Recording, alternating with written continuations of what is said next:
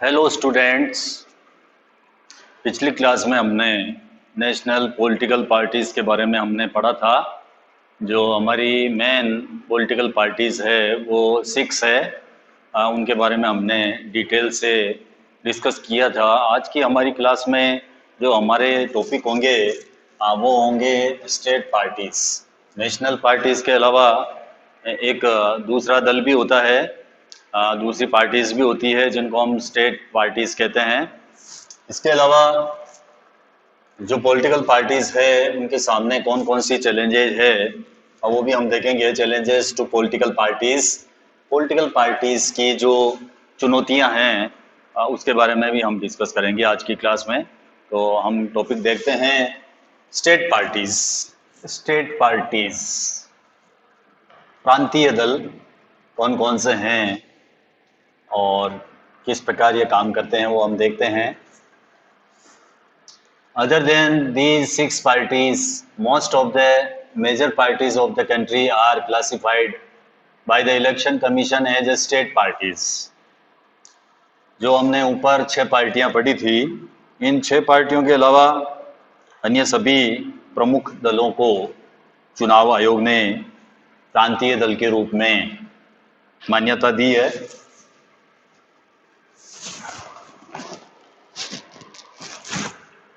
जो state parties है, state parties के रूप में इलेक्शन कमीशन ने इनको क्लासिफाई किया है। These are commonly referred to as regional parties.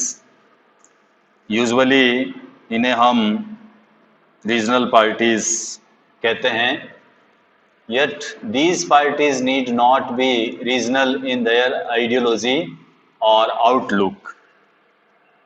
लेकिन ये जरूरी नहीं है कि अपनी आइडियोलॉजी या नज़रिए में ये पार्टियां रीजनली हो, क्षेत्रीय हो, ये जरूरी नहीं है। Some of these parties are all India parties that happen to have succeeded only in some states. इनमें से कुछ अखिल भारतीय पार्टीज है पर उन्हें कुछ प्रांतों में ही सफलता मिल पाई है। इनमें से कुछ पार्टीज ऐसी है जो ऑल इंडियाज पार्टीज है, लेकिन जो सक्सीड मिली है वो ओनली सम स्टेट्स में मिली है। Parties like the Samajwadi party, Samata party and Rashtriya Janata Dal have national level political organization with units in several states. Samajwadi party, Samata party, Rashtriya Janata दल, इनका राष्ट्रीय स्तर पर राजनीतिक संगठन है और इनकी कई यूनिट्स जो है वो सेवरल स्टेट्स में मौजूद है। Some of these parties like Biju Janata Dal, Sikkim Democratic Front and Mizo National Front are conscious about their state identity. Biju Janata Dal, Sikkim लोकतांत्रिक मोर्चा, मिजो नेशनल फ्रंट, इस प्रकार की पार्टियां अपनी क्षेत्रीय पहचान को लेकर सचेत है। ओवर द लास्ट 3 डिकेड्स, पिछले 3 डिकेड्स में the number and strength of these parties has expanded. प्रांतीय दलों की संख्या और इसकी ताकत में वृद्धि हुई है। स्ट्रेंथ एंड मेंबर्स में इसमें इंक्रीज हुआ है, एक्सपेंड हुआ है। This made the parliament of India politically more and more diverse. इससे भारतीय संसद विविधताओं से और भी ज़्यादा संपन्न हुई है, डाइवर्स ज़्यादा आया है पार्लियामेंट में। No one national party is able to secure on its own a majority in Lok Sabha. किसी एक राष्ट्रीय दल का लोकसभा में बहुमत नहीं है, मेजोरिटी नहीं है। एज रिजल्ट, परिणाम स्वरूप, the national parties are compelled to form alliances with state parties. तो इसके परिणाम स्वरूप राष्ट्रीय दल प्रांतीय दलों के साथ में गठबंधन करने को मजबूर है, अलायंसेस करने को मजबूर है। क्योंकि किसी एक नेशनल पार्टी को लोकसभा में मेजोरिटी नहीं मिल पाती है, इसके परिणाम थ्रू जो नेशनल पार्टीज होती है वो कंपेल करती है फ्रॉम अलाइंसेज से विद स्टेट पार्टी से। स्टेट पार्टी से वो अलाइंसेज करती है। क्यों करती है? क्योंकि उसको मेजोरिटी प्राप्त नहीं है। नेशनल पार्टी को लोकसभा में मेजोरिटी नहीं मिलने के कारण वो मजबूर है, जो स्टेट पार्टी है उनसे वो अलाइंसेस करने के लिए मजबूर है। इन 1996 nearly every one of the state party has got an opportunity to be a part of one or the other national level coalition government।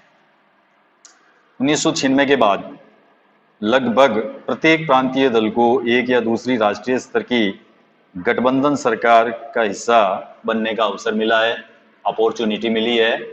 यानी जो प्रत्येक जो प्रांतीय दल है, स्टेट पार्टीज है, उसको गॉट एन अपॉर्चुनिटी प्राप्त हुई है to be a part of one or the other national level coalition governments. जो गठबंधन की सरकार है, जो राष्ट्रीय स्तर की जो गठबंधन की सरकार है, उसमें उनको जो है अपॉर्चुनिटी प्राप्त हुई है, उनका हिस्सा बनने का उनको अवसर प्राप्त हुआ है। This has contributed to the strengthening of federalism and democracy in our country। इससे देश में फेडरलिज्म और डेमोक्रेसी मजबूत हुए हैं।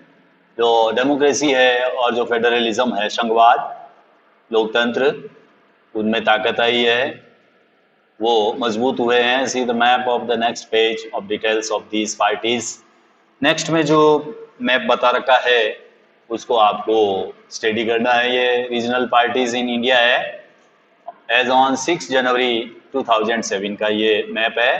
तो इसमें बहुत सारी पार्टियां आपको इसमें बता रखी है, इनका आपको स्टडी करना है। Jammu and Kashmir national conference है, 1939 में बनी थी। Jammu and Kashmir national panther party है। इसी प्रकार दूसरी बहुत सारी रीजनल पार्टीज है। इन रीजनल पार्टीज को आपको स्टडी करना है, एक बार देखना है सभी पार्टियों को। ये सारी रीजनल पार्टीज है। अब हमारा जो नेक्स्ट टॉपिक है, challenges to political parties. Political parties के सामने क्या चैलेंजेज है वो हम देखते हैं। राजनीतिक दलों के लिए चुनौतियां। We have seen how crucial political parties are for the working of democracy. हमने ये देखा है लोकतंत्र के कामकाज के लिए राजनीतिक पार्टियां कितनी महत्वपूर्ण है, ये हमने देखा था। Since parties are the most visible face of democracy, ये जो पॉलिटिकल पार्टी है ये ही डेमोक्रेसी का क्या है, मोस्ट वाइजिबल फेस है।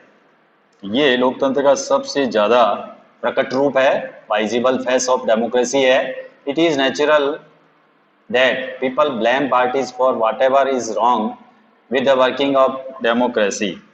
इसलिए ये स्वाभाविक है, ये नेचुरल है कि लोकसभा के कामकाज की गड़बड़ियों के लिए लोग पॉलिटिकल पार्टीज को ही दोषी ठहराते हैं। पीपल ब्लेम देते हैं पार्टीज को इसके लिए वर्किंग ऑफ डेमोक्रेसी, जो रॉन्ग वर्किंग ऑफ डेमोक्रेसी है उसके लिए ब्लेम दिया जाता है पार्टीज को।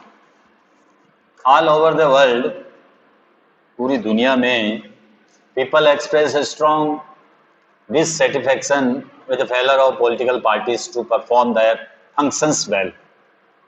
तो पूरी दुनिया में लोग इस बात से नाराज रहते हैं कि राजनीतिक दल अपना काम ठीक ढंग से नहीं करते हैं। ये सभी की समस्या है। All over the world people express a strong dissatisfaction, जो है डिससेटिस्फैक्शन है with the failure of political parties to perform their functions well.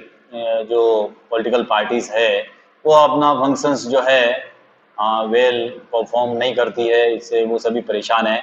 This is the case in our country to.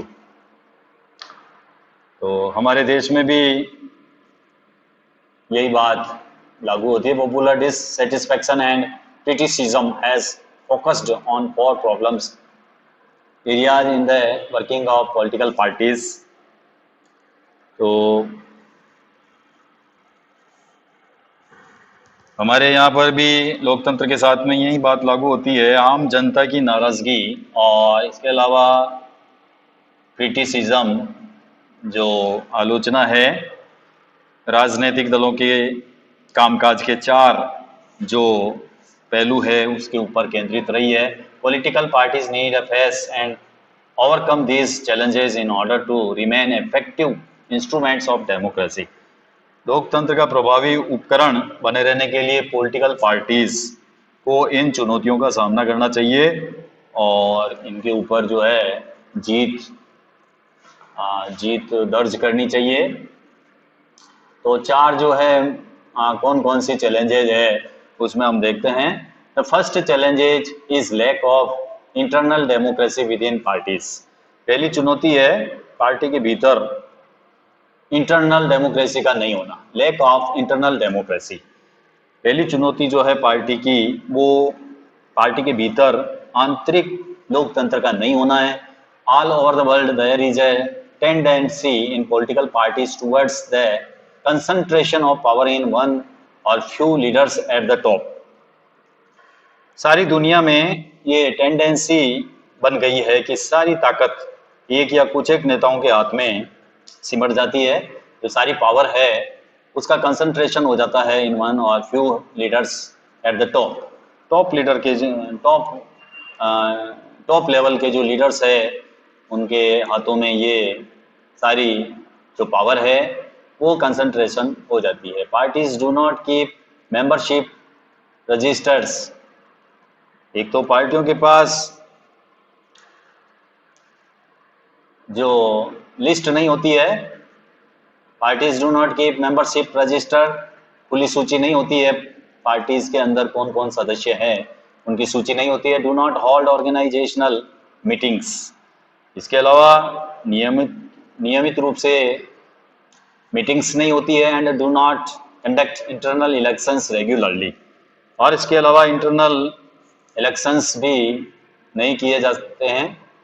Party के अंदर जो सांगठनिक जो चुनाव है, मेंबर्स के जो चुनाव है वो रेगुलर नहीं किए जाते हैं। Ordinary members of the party do not gate sufficient information on what happens inside the party. इसके अलावा कार्यकर्ताओं से वे सूचनाओं का साझा भी नहीं करते हैं, पार्टी के अंदर क्या चल रहा है क्या नहीं चल रहा है, इससे जो कार्यकर्ता है वो अनजान रहते हैं। They do not have the means or the connections needed to influence the decisions. उसके पास न तो नेताओं से जुड़कर फैसलों को प्रभावित करने की ताकत होती है और न ही कोई मीडियम होता है। As a result the leaders assume greater power to make decisions in the name of the party. इसके परिणाम स्वरूप पार्टी के नाम पर सारे फैसले लेने का अधिकार उस पार्टी के जो नेता होते हैं वो हाथ में ले लेते हैं। Since one or few leaders exercise Paramount power in the party. तो चूंकि कुछ नेता होते हैं, नेताओं के पास में ही असली ताकत होती है, पैरामाउंट पावर उन्हीं के पास में होती है। Those who disagree with the leadership find it. इसलिए जो उनसे असहमत होते हैं उनको पार्टी में टिकने नहीं दिया जाता है। Difficult to continue in the party. यानी जो टॉप लेवल के जो लीडर्स होते हैं और उन लीडर्स के साथ में जिन मेंबर्स की नहीं बनती है उनके लिए पार्टी में रहना डिफिकल्ट हो जाता है। More than loyalty to party principles and policies, personal loyalty to the leader becomes more important. Party के सिद्धांतों और नीतियों से निष्ठा की जगह नेता से निष्ठा ही ज़्यादा महत्वपूर्ण बन जाती है। More than loyalty to party principles and policies, personal loyalty to the leader becomes more important. तो लॉयल्टी जो होती है, personal loyalty to the leader, leader के साथ में जो पर्सनल लॉयल्टी होती है वो ही मोर इम्पोर्टेंट बिकम्स, ज़्यादा महत्वपूर्ण बन जाती है। द सेकंड चैलेंज ये तो थी फर्स्ट चैलेंज। पॉलिटिकल पार्टी की जो चुनौती है वो सेकंड कौन सी है? The second challenges of dynastic succession is related to the first one. ये जो दूसरी चुनौती है ये पहली चुनौती से जुड़ी हुई है और ये है डायनेस्टिक सक्सेशन, वंशवाद की चुनौती। डायनेस्टिक सक्सेशन यानी जो पहले नेता बना हुआ है उसी का लड़का या उसी का रिलेटिव्स नेता बनता है। तो इस प्रकार की जो डायनेस्टिक सक्सेशन है वो भी एक चैलेंजेज है पॉलिटिकल पार्टीज के लिए। Since most political parties do not practice open and transparent procedures for their functioning, there are very few ways for an ordinary workers to rise to the top in a party. Since चूंकि most political parties do not practice open and transparent procedures, अधिकांश दल अपना कामकाज पारदर्शी तरीके से नहीं करते हैं। ट्रांसपेरेंट जो मेथड है उससे वो अपना काम नहीं करते हैं और देयर फंक्शनिंग, उनकी जो फंक्शनिंग है वो ट्रांसपेरेंट प्रोसीड्योर से नहीं होती है। There are very few ways for an ordinary worker to rise to the top in a party. इसलिए सामान्य कार्यकर्ता के नेता बनने और ऊपर आने की जो गुंजाइश होती है वो बहुत कम हो जाती है। जो ऑर्डिनरी वर्कर्स होता है उसके लिए ऊपर उठना बहुत मुश्किल होता है। Rise to the top in a party, party में उसके लिए जगह नहीं होती है, पार्टी में उभरना उसके लिए मुश्किल हो जाता है।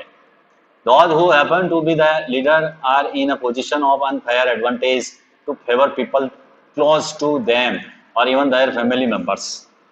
तो क्या होता है, जो लोग नेता होते हैं वो अनुचित लाभ लेते हुए अपने नज़दीकी लोगों, फेवर पीपल, उनको एडवांटेज पहुंचाते हैं। जो अनुचित तरीके होते हैं उनसे अपने नज़दीकी लोगों और यहाँ तक कि अपने परिवार के लोगों को आगे बढ़ाने की सोचते हैं, अनफेयर एडवांटेज देते हैं। लीडर्स जो होते हैं, those who often happen to be the leaders are in position of unfair advantage to favour people close to them. जो क्लोज होते हैं उनको एडवांटेज दिया जाता है और इवन द फैमिली मेंबर्स, यहाँ तक कि उनके जो फैमिली मेंबर्स होते हैं उनको भी आगे बढ़ाते हैं। इन मैनी पार्टीज, बहुत सारे दलों में, the top position are always controlled by members of one family. अनेक दलों में शीर्ष पद पर हमेशा एक ही परिवार के लोग आते हैं। जो एक ही फैमिली होती है उसी के मेंबर जो है टॉप के ऊपर आते रहते हैं, नेता बनते रहते हैं। This is unfair to other members of that party. ये जो बात है वो अनफेयर है लोकतंत्र के लिए। लोकतंत्र के लिए जो है, this is also bad for democracy, ये डेमोक्रेसी के लिए बैड है। ये दल के अन्य सदस्यों के साथ में अन्याय है। This is unfair to other members of that party, party के जो अदर मेंबर है उनके लिए अनफेयर है। और इसके अलावा डेमोक्रेसी के लिए भी ये बैड है। Since people who do not have adequate experience or popular support come to occupy position of power. तो क्योंकि इसमें अनुभवहीन और बिना सपोर्ट वाले लोग ताकत वाले पदों पर पहुंच जाते हैं। जिनका कोई सपोर्ट नहीं होता है, जिनको लोग नहीं चाहते हैं, वो जो है पावर की पोजीशन में आ जाते हैं। This tendency is present in some major all over the world. इस प्रकार की जो टेंडेंसी है, इस प्रकार की जो प्रवृत्ति है, कुछ प्राचीन लोकतांत्रिक देशों सहित पूरी दुनिया में हमको दिखाई देती है, including in some of the older democracies. यानी कुछ जो प्राचीन लोकतांत्रिक देश हैं, जो ओल्डर डेमोक्रेसीज है, उसके साथ साथ ये ऑल ओवर द वर्ल्ड में इस प्रकार की टेंडेंसी देखी जाती है। ये तो है सेकंड चैलेंज। तीसरी चुनौती कौन सी है? The third challenge is about the growing role of money and muscles power in parties. तीसरी चुनौती पार्टीज में चुनाव के समय पैसा और अपराधी तत्वों की बढ़ती हुई घुसपैठ है, मसल्स पावर है, मनी पावर है, पार्टीज में मनी पावर, मसल्स पावर का यूज होता है। तो ये भी जो है एक थर्ड चैलेंज है, स्पेशली ड्यूरिंग इलेक्शंस। ये मनी पावर, मसल्स पावर का कब ग्रोविंग रोल होता है, जब इलेक्शंस होते हैं। जब इलेक्शंस होते हैं तो मनी चलती है, मसल्स पावर चलता है।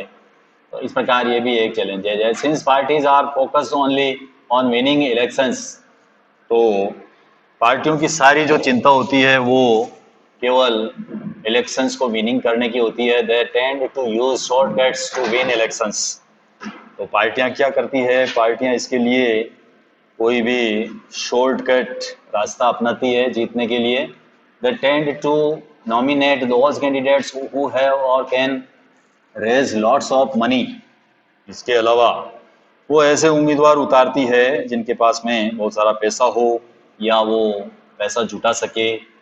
इस प्रकार के कैंडिडेट्स को इलेक्शंस में उतारा जाता है। Rich people and companies who give funds to the parties tend to have influence on the policies and decisions of the party. किसी पार्टी को ज्यादा धन देने वाली और अमीर लोग उस पार्टी की नीतियों, फैसलों को भी इन्फ्लुएंस करते हैं, प्रभावित करते हैं। जो पैसा देते हैं, जो पार्टी को सपोर्ट करते हैं, वो पार्टी की पॉलिसीज को प्रभावित करते हैं। In some cases party support criminal who can win elections. कई बार पार्टियां जो है चुनाव जीत सकने वाले जो क्रिमिनल्स होते हैं, अपराधी होते हैं, उनका भी सपोर्ट करती है। Democrats all over the world are worried about the increasing role of rich people and big companies in democratic politics. दुनिया भर में लोकतंत्र के समर्थक लोकतांत्रिक राजनीति में अमीर लोग और बड़ी कंपनियों की बढ़ती हुई भूमिकाओं को लेकर वरीड है, चिंतित है। कौन चिंतित है? लोकतंत्र के समर्थक, जो डेमोक्रेसी में विश्वास रखने वाले जो आदमी हैं, इस बात से वो वरीड है। द फोर्थ चैलेंज, और जो चौथी चुनौती है वो क्या है, is that very often parties do not seem to offer a meaningful choice to the voters. चौथी चुनौती पार्टियों के बीच विकल्पहीनता की है। कोई ऑप्शन नहीं होता है। सार्थक विकल्प का मतलब होता है कि विभिन्न पार्टियों की नीतियों और कार्यक्रमों में महत्वपूर्ण अंतर हो। In order to offer meaningful choice, parties must be significantly different. तो पार्टियों के बीच में कोई विकल्प नहीं होना, विकल्पहीनता की स्थिति। सार्थक विकल्प का मतलब ये होता है कि विभिन्न पार्टियों की नीतियों और कार्यक्रमों में अंतर होना चाहिए, जो नहीं होता है। In recent years, there has been a decline in the ideological differences among parties in most part of the world. हाल के वर्षों में दलों के बीच में वैचारिक अंतर कम होता गया है और ये प्रवृत्ति पूरे वर्ल्ड में हमको दिखाई देती है। फॉर एग्जाम्पल, उदाहरण के लिए, the differences between the Labour Party and the Conservative Party in Britain is very little. Britain की जो लेबर पार्टी है और जो कंजर्वेटिव पार्टी है उसमें अंतर बहुत कम रह गया है। दोनों में difference very little. They agree on more fundamental aspects but differ only in details on how policies are to be framed and implemented. वो एग्री है ऑन मोर फंडामेंटल एस्पेक्ट्स। दोनों दल जो है वो फंडामेंटल एस्पेक्ट्स के ऊपर सहमत है, लेकिन उनके बीच अंतर जो रह गया है वो पॉलिसीज का रह गया है और कामों को किस प्रकार इम्प्लीमेंटेड किया जाए उस पे रह गया है। बाकी दोनों पार्टीज में अंतर कम हो गया है। दोनों एग्री है फंडामेंटल एस्पेक्ट्स के ऊपर, लेकिन डिफर किस में है? डिफर है only details on how policies are to be framed. Policy को किस प्रकार फ्रेम किया जाए, किस प्रकार पॉलिसीज को इम्प्लीमेंटेड किया जाए, उसके ऊपर दोनों में अंतर है। In our country too The difference among all the major parties on the economic policies have reduced. अपने देश में भी सभी पार्टियों के बीच में आर्थिक मसलों के ऊपर अंतर जो है वो कम रह गया है. Those who want really different policies have no option available to them. जो लोग इससे अलग नीतियां चाहते हैं उनके लिए कोई ऑप्शन अवेलेबल नहीं है. Sometimes people cannot even elect very different leaders either because the same set of leaders keep shifting from one party to another. कई बार लोगों के पास में एकदम नया नेता चुनने का विकल्प नहीं होता है. लोग चाहते हैं कि नया नेता चुना जाए, लेकिन उनके पास में इस प्रकार का ऑप्शन नहीं होता है, क्योंकि वही थोड़े से नेता हर दल में आते जाते रहते हैं. जो थोड़े से नेता है, लीडर्स है, वो कम आउट होते रहते हैं, अंदर आते रहते हैं पार्टी के अंदर, बाहर जाते रहते हैं. इसलिए इस प्रकार की जो स्थिति होती है वो पाई जाती है.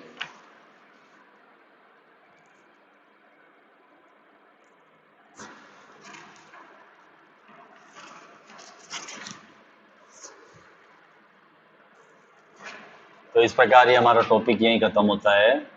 मिलते हैं नेक्स्ट टॉपिक के ऊपर हम डिस्कस करेंगे. Thank you, have a nice day.